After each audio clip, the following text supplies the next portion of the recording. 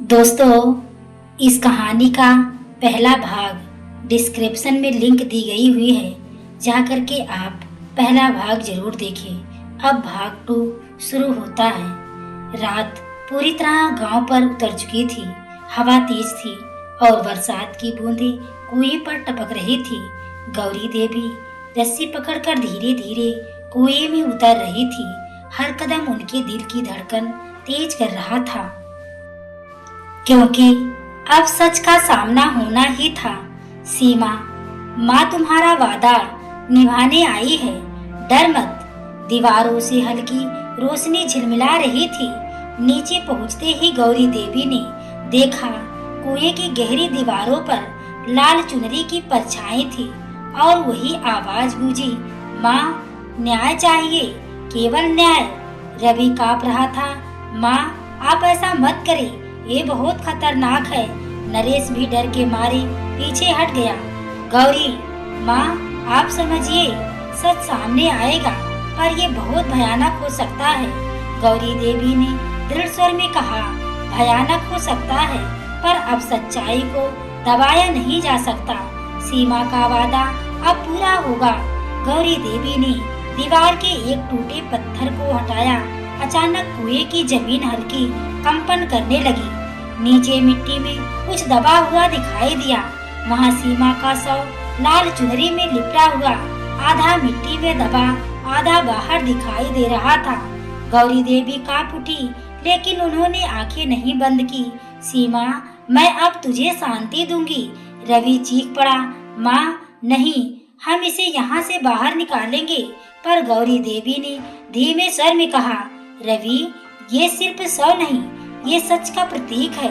जो गलती हुई अब उसका हिसाब लिया जाएगा। गौरी देवी ने लाल चुनरी उठाई, शव के ऊपर धीरे धीरे रखी। वो धीरे धीरे अपना सिर झुकाकर बोली, हे प्रभु, मैंने वादा निभाया, अब उसकी आत्मा को शांति दो। तभी कुएं के अंदर हल्की हवा चली और सीमा की परछाई धीरे धीरे गायब होने लगी। माँ धन्यवाद। आवाज धुंधली होती चली गई। सुबह का सूरज धीरे धीरे गांव पर फैल रहा था, लेकिन शंकर निवास के आंगन में अब भी अजीब सन्नाटा था। गौरी देवी रात से गायब थी और कुएं के पास लाल चुनरी हवा में लहर रही थी। गांव वाले पहले तो डर में, फिर चिंता में डूब गए। अरे राम प्यारी, ये कैसे हो गया? गौरी देवी रात से गायब है। क्यों? क्या सच में उन्होंने कुएं में उतरने की कोशिश की? बच्चे रो रहे थे और बूढ़ी महिलाएं आपस में बातें कर रही थी। कहीं उनका कुछ तो नहीं हुआ? वो हमेशा इतनी दृढ़ थी, पर उस कुएं की बात कौन भूल सकता है? वो तो जान से भी ज्यादा खतरा था। रवि कुएं के किनारे खड़ा था, आंखों में डर और दिल में अपराध बोध सा था। माँ आप सच में इतनी दूर कैसे जा सकती हैं? उसने कुएं के अंदर झांकने की कोशिश की, लेकिन सिर्फ अंधेरा दिखा। गौरी, माँ अगर आपको कुछ हुआ तो मैं कभी खुद को माफ नहीं कर पाऊंगा। रवि ने गांव वालों को इकट्ठा किया। सभी लोग शांत रहिए, पर तैयार रहिए, हमें माँ को ढूंढना होगा। जो भी हुआ अब सच्चाई सामने आएगी। गांव के बच्चे और महिलाएं पूरे गांव में दौड़ लगाते हुए कह रहे थे, गौरी देवी कुएं में उतर गई और वापस नहीं आई। कहीं उनका कुछ तो नहीं हुआ? सीमा की आत्मा अब नाराज है क्या? कई लोग घरों से बाहर निकले। पुराने बुजुर्गों ने मंदिर में दीपक जलाया और प्रार्थना शुरू की, हे भगवान, गौरी देवी को सुरक्षित रखो और सीमा की आत्मा को शांति दो। रवि और नरेश अकेले खड़े। रवि ने धीरे से कहा, नरेश अब सब कुछ तुम्हारे हाथ में है। तुमने सच छुपाया, अब सच सामने आएगा। मुझे डर लग रहा है, माँ को कुछ ना हो जाए। नरेश ने सिर झुकाया, मुझे भी डर लग रहा है रवि, लेकिन अब गौरी देवी के बिना मैं सबको नहीं बचा पाऊंगा। हमें सच्चाई का सामना करना ही पड़ेगा। दोनों ने कुएं के पास जाकर रस्सी और लाल चुनरी को देखा। अब कोई रास्ता नहीं बचा। माँ ने जो किया वो सही था और अब हमें उसका समर्थन करना होगा। हर घर में डर और चिंता का माहौल था। गांव के लोग अपने अपने घरों के दरवाजे बंद कर रहे थे। कुछ बच्चे रो रहे थे और बूढ़े लोग कह रहे थे, गौरी देवी जैसी बहादुर औरत को कुछ भी हो जाए, गांव में भूचाल आ सकता है। लेकिन एक चीज साफ थी, गौरी देवी का साहस और सीमा का वादा अब गांव की आत्मा में बस चुका था। रवि ने ठान लिया, माँ की उम्मीद और सीमा का वादा मैं इसे पूरा करूंगा, चाहे कुछ भी हो जाए। रवि और नरेश सन्न रह गए। रवि रो पड़ा, माँ मुझे माफ कर दो, मैंने सब बर्बाद कर दिया। गौरी देवी ने उसे सहलाया, रवि अब तुम सच का हिस्सा बनो, जो अधूरा रहा उसे पूरा करो। मैं अपना वादा निभा चुकी हूँ। जैसे ही गौरी देवी कुएं से ऊपर आई, हवा और तेज हो गई। बारिश की बूंदें उनके चेहरे पर गिर रही थी। उनके कदम लड़खड़ा गए और अचानक से नीचे गिर पड़ी। रवि ने दौड़कर पकड़ने की कोशिश की, पर देर हो चुकी थी। गौरी देवी की आंखों में अंतिम बार वही दृढ़ता झलक रही थी। सीमा, मैंने वादा निभा दिया। गांव वाले जब पहुँचे तो केवल एक खाली कुआं और ऊपर लगी लाल चुनरी देख पाए। गौरी देवी की आखिरी सांस सीमा के वादे को पूरा करने में ही निकल गई थी। गांव में हर कोई स्तब्ध रह गया। सीमा की आत्मा को शांति मिली, लेकिन सच्चाई और न्याय के लिए अपनी सास ने जान दे दी। रवि और नरेश दोनों सदमे में थे। हमने 2 बार गलती की, पहली बार सीमा को खोया और दूसरी बार उसकी माँ को। गांव में यही कहानी फैल गई। सास ने निभाया बहू का वादा और अपने वादे को पूरा करने के लिए अंतिम बलिदान दिया। सुबह की धूप धीरे धीरे गांव के आंगन में फैल रही थी, लेकिन रवि का मन अभी अंधेरे में था। गौरी देवी के गायब होने का डर और सीमा की यादें उसके दिल को छलनी कर रही थी। क्यों मैंने माँ और सीमा दोनों को इस कदर मुश्किल में डाल दिया? वो खुद से पूछता रहा। अगर मैं समय पर कुछ करता, अगर मैं खुद ही सीमा को बचाने गया होता, अब माँ भी सुरक्षित होती। रवि के होठ कांप रहे थे, आंखों में आंसू और दिल में गहरा पछतावा। रवि कुएं के किनारे बैठ गया। उसने लाल चुनरी उठाई जो कई रातों से कुएं के पास थी। सीमा, माँ मुझे माफ कर दो, मैं अब समझ गया हूँ। अब मुझे अपने डर और दोष का सामना करना होगा। उसने खुद से कहा, मुझे सबको सच बताना होगा, नरेश को भी इसका सामना करना होगा। मैं अब भाग नहीं सकता, ये मेरा कर्तव्य है। रवि ने नरेश को बुलाया। दोनों कुएं के पास खड़े थे। रवि ने तीखे स्वर में कहा, नरेश अब हमें अपनी गलती स्वीकारनी होगी। सीमा की मौत का सच अब किसी से छुपाया नहीं जा सकता। नरेश ने धीरे से सिर झुकाया। मुझे डर लग रहा था। मुझे लगा अगर सब सच जान जाएंगे तो गांव में बवाल हो जाएगा, पर अब मुझे भी जवाब देना होगा। रवि ने गहरी सांस ली।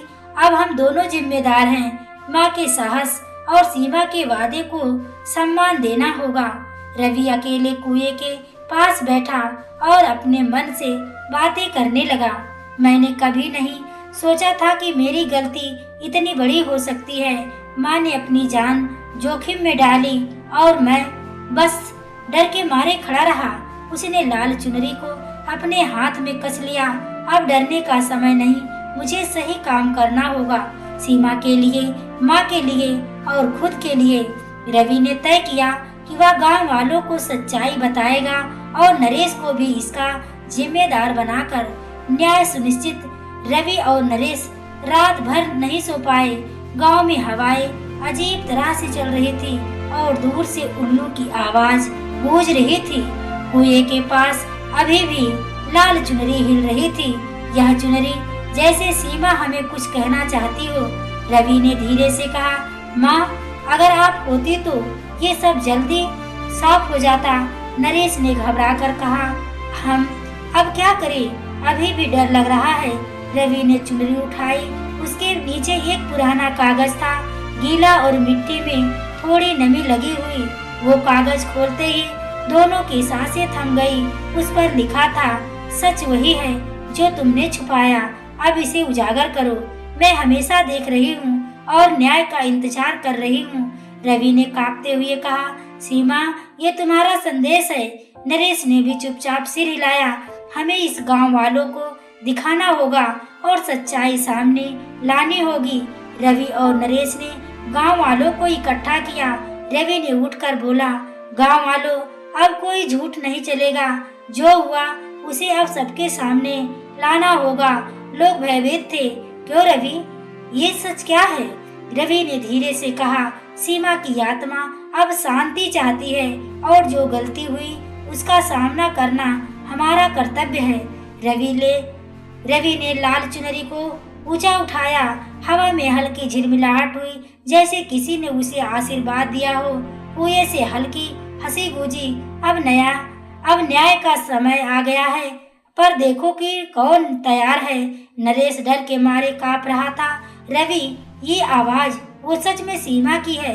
हाँ, माँ की उम्मीद और सीमा का वादा हमें करना पड़ेगा। रवि ने नरेश से कहा, हम दोनों को गांव वालों के सामने सब कुछ बताना होगा। अब कोई झूठ नहीं चलेगा। हमें माँ की ताकत और सीमा के वादे का सम्मान करना होगा। नरेश भी सहमति में सिर हिलाया। हाँ रवि, अब कोई रास्ता नहीं। सच्चाई सामने आएगी और शायद माँ की बलिदान की कीमत भी समझ में आए। रवि और नरेश रात भर नहीं सोए पाए। गांव में हवाएं अजीब तरह से चल रही थी और दूर से उल्लू की आवाज गूंज रही थी। कुएं के पास अभी भी लाल चुनरी हिल रही थी। यह चुनरी जैसे सीमा अपने कुछ कहना चाहती हो। रवि ने धीरे से कहा, माँ, अगर आप होती तो ये सब जल्दी साफ हो जाता। नरेश घबरा कर कहा, हम सब क्या करें, अभी भी डर लग रहा है। रवि ने चुनरी उठाई। उसके नीचे एक पुराना कागज था, गीला और मिट्टी में थोड़ी नमी लगी हुई। वो कागज खोलते ही दोनों की सांसें थम गई। उस पर लिखा था, सच वही है जो तुमने छुपाया, अब इसे उजागर करो। मैं हमेशा देख रही हूँ और न्याय का इंतजार कर रही हूँ। रवि ने कांपते हुए कहा, सीमा, ये तुम्हारा संदेश है। नरेश ने भी चुपचाप सिर हिलाया। हमें इसे गांव वालों को दिखाना होगा और सच्चाई सामने लानी होगी। रवि और नरेश ने गांव वालों को इकट्ठा किया।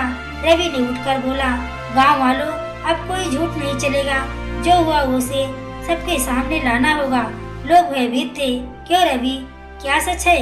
रवि ने धीरे से कहा, सीमा की आत्मा अब शांति चाहती है और जो गलती हुई उसका सामना करना हमारा कर्तव्य है। रवि ने लाल चुनरी को ऊंचा उठाया। हवा में हल्की झिलमिलाहट हुई, जैसे किसी ने उसे आशीर्वाद दिया हो। कुएं से हल्की हंसी गूंजी। अब न्याय का समय आ गया है, पर देखो कि कौन तैयार है। नरेश डर के मारे कांप रहा था। रवि, ये आवाज वो सच में सीमा की है। हाँ, माँ की उम्मीद और सीमा का वादा, हमें इसे पूरा करना ही होगा। रवि और नरेश ने तय किया कि अगली रात पूरा सच गांव के सामने लाया जाएगा। अब कोई भाग नहीं सकता। माँ के साहस और सीमा के वादे को पूरा करना होगा। गांव में धीरे धीरे सभी तैयार हो रहे थे। हर कोई जानना चाहता था कि सीमा की आत्मा का संदेश और लाल चुनरी का रहस्य क्या था। अब कहानी की दिशा गांव में न्याय और सच्चाई सामने लाने की ओर जा रही है। सुबह का समय गांव में फैला, लेकिन शंकर निवास के चारों ओर अब भी डर और अफवाहें छाई हुई थी। गांव वाले कुएं के पास इकट्ठा थे, कानों में हवाओं की फुसफुसाहट और दिलों में डर। क्या आप लोग सच में जानना चाहते हैं कि गौरी देवी कहाँ है? हाँ, हमें पता होना चाहिए कि रात में क्या हुआ। बुजुर्ग महिलाएं, जिन्हें गांव का सबसे पुराना ज्ञान था, आपस में बातें कर रही थी। मुझे डर लगता है सीमा की आत्मा अब नाराज है और जो भी उस रात हुआ उसका बदला अब ले रही है। एक औरत ने डरते हुए कहा, पर क्यों? वो तो हमेशा अपने घर में सबको संभालती थी। कभी कभी बेटा, सच्चाई इतनी भयानक होती है कि लोग इसे छुपा लेते हैं। अब वो सच्चाई सामने लाने आने वाली है। गांव में धीरे धीरे हर घर के लोग बाहर आने लगे। बच्चे रो रहे थे और पुरुष आपस में कानाफूसी कर रहे थे। गौरी देवी ने क्या किया? क्या सच सामने आएगा? रवि और नरेश गांव वालों के बीच खड़े थे। रवि ने कहा, सभी लोग अब कोई झूठ नहीं चलेगा। जो कुछ भी हुआ उसे अब सबके सामने लाना होगा। सीमा की आत्मा न्याय की राह देख रही है। नरेश ने झिझकते हुए जोड़ा, मैं भी दोषी हूँ, मैंने सच छुपाया। अब हमें मिलकर सब कुछ उजागर करना होगा। लोगों की आंखों में डर और उम्मीद दोनों झलक रहे थे। सच क्या है, हमें बताइए रवि। रवि ने गहरी सांस ली। जो हुआ वो अधूरा नहीं रह सकता। अब हम सब मिलकर सच्चाई सामने लाएंगे और जो गलती हुई उसका हिसाब लिया जाएगा। गांव में हवाएं तेज हो गई। कुएं के पास लाल चुनरी धीरे धीरे हिल रही थी। बच्चों की चीखें और बुजुर्गों की फुसफुसाहटें मिलकर डरावना माहौल बना रही थी। शायद गौरी देवी की बहादुरी और सीमा का वादा ही अब हमें सब कुछ बताएगा। रवि ने अपने दिल में कहा, अब कोई पीछे नहीं हट सकता। सच्चाई सामने आएगी। हर घर के लोग बाहर आए। कुएं के पास खड़े होकर इंतजार करने लगे। अब क्या होगा? सीमा की आत्मा क्या चाहती है? रवि और नरेश ने एक दूसरे की ओर देखा। अगली रात सब कुछ स्पष्ट हो गया जाएगा। हमें माँ की ताकत और सीमा के वादे का सम्मान करना होगा। गांव में हड़कंप और सस्पेंस का माहौल चरम पर था। सबको अब इंतजार था कि कौन सच का सामना करेगा और कौन झूठ के पर्दे से डर जाएगा। रवि और नरेश गांव वालों के सामने खड़े थे, लेकिन रवि के मन में अब भी सीमा और माँ की यादें घूम रही थी। वो अचानक अपने बचपन की वो दिन याद करने लगा जब सीमा उसकी छोटी बहन जैसी थी और गौरी देवी हर बात में उसकी मदद करती थी। सीमा, तेरी हंसी अब भी मेरे कानों में गूंजती है। रवि की आंखों से आंसू भर आए। फ्लैशबैक में सीमा और रवि खेत के बीच खेल रहे थे। गौरी देवी पास खड़ी थी और हंसते हुए कह रही थी, रवि बेटा, सीमा को संभाल कर रखना, वो हमारी सबसे बड़ी खुशी है। सीमा ने हंसते हुए कहा, माँ आप चिंता मत करो, मैं हमेशा खुश रहूंगी। गौरी देवी ने हाथ फैलाकर दोनों को गले लगाया। याद रखना बेटा, वादा निभाना ही असली शक्ति है। जो अधूरा रह गया उसे पूरा करना ही हमारा धर्म है। सीमा हमेशा से जिज्ञासु और साहसी थी। वो दौड़ती, खेतों में खेलती और गांव के पुराने कुएं की ओर जाती। गौरी देवी ने उसे पकड़कर रोकते हुए कहा, सीमा कभी खतरे की ओर मत जाना, समझी? सीमा ने सिर हिलाया और हंसते हुए बोली, माँ डर मुझे नहीं लगता, मैं तो बस खेलना चाहती हूँ। रवि भी अपने बचपन की यादों में खो गया। अगर मैं समय पर सावधान होता तो माँ को इतना दर्द ना सहना पड़ता। फ्लैशबैक खत्म होते ही रवि आखिर नम कर रहा था। अब मैं माँ और सीमा दोनों के लिए जिम्मेदारी उठाऊंगा। जो अधूरा रह गया उसे पूरा करना होगा। नरेश भी रवि की दृढ़ता देखकर सहमति में सिर हिलाया। हाँ रवि, अब कोई डर नहीं, हमें सच का सामना करना ही होगा। गांव वाले देखते रहे कि रवि और नरेश कुएं के पास अपने कदम बढ़ा रहे हैं और लाल चुनरी हवा में हिल रही थी। हर किसी के चेहरे पर डर और उत्सुकता के भाव थे। अब सब कुछ सामने आएगा और जो अधूरा रह गया था उसे पूरा किया जाएगा। अब आगे रवि और नरेश का सामना, गलती स्वीकारना और सच्चाई के लिए योजना बनाना। रवि और नरेश कुएं के पास खड़े थे। गांव वाले उनकी हर हरकत को नजरों से पकड़ कर रहे थे। गांव में सन्नाटा था, केवल हवाओं की सरसराहट और दूर से उल्लू की आवाज सुनाई दे रही थी।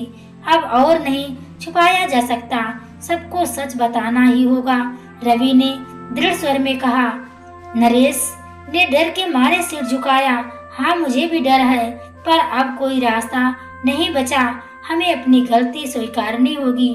रवि ने गांव वालों की ओर देखते हुए कहा, गांव वालों, अब मैं और नरेश अपनी गलती स्वीकार करते हैं। सीमा के साथ जो हुआ उसके लिए हम जिम्मेदार हैं। हमने सच छुपाया और अब उसका सामना करना हमारा धर्म है। लोगों में हल्की सरसराहट हुई। बुजुर्गों ने नजरों में सवाल लिए। कुछ लोग हाँ में हाँ से हिलाने लगे। अब हमें पता चलेगा कि कौन सही है, कौन दोषी। नरेश ने भी अपनी गलती स्वीकार की। मैं डर गया था, सच बताने से सब मुझे दोषी मान लेंगे, पर अब मैं भाग नहीं सकता। मैं पूरी सच्चाई सामने लाऊंगा। रवि और नरेश ने गांव वालों को शांत कराते हुए योजना बनाई। अगली रात हम सब मिलकर सब कुछ उजागर करेंगे। जो भी गलती हुई उसका सामना सभी के सामने किया जाएगा। माँ के साहस और सीमा के वादे का सम्मान अब हमारी जिम्मेदारी है। गांव वाले सहमति में सिर हिलाने लगे। हमें भी माँ और सीमा के लिए न्याय करना होगा। रवि और नरेश ने लाल चुनरी और पुरानी चिट्ठी तैयार की। ये सब साक्ष्य अब गांव के सामने होंगे। कोई भी झूठ नहीं चला पाएगा। अब हर किसी को अपनी सच्चाई दिखानी होगी। गांव के बच्चे और बुजुर्ग उत्सुकता और डर के मिश्रण में खड़े थे। अब सब कुछ सामने आएगा और जो अधूरा रह गया उसे पूरा किया जाएगा। रवि ने खुद से कहा, अगली रात मैं माँ के साहस और सीमा के वादे का सम्मान करके पूरी सच्चाई सामने लाऊंगा। अब कोई पीछे नहीं हट सकता। नरेश भी ठान चुका था, हाँ अब हमें डर नहीं, न्याय और सच्चाई का समय आ गया है। गांव में सस्पेंस और डर का माहौल चरम पर था। अगर आप चाहे तो मैं भाग 3 कुएं का दूसरा रहस्य, पुराने दस्तावेज और पुराने चिट्ठी लिख दूं, जहां कहानी और रहस्यमयी मोड़ में आगे बढ़ेगी। क्या मैं आगे कहानी को लिखूं? तो कमेंट में आप जरूर लिखें। धन्यवाद।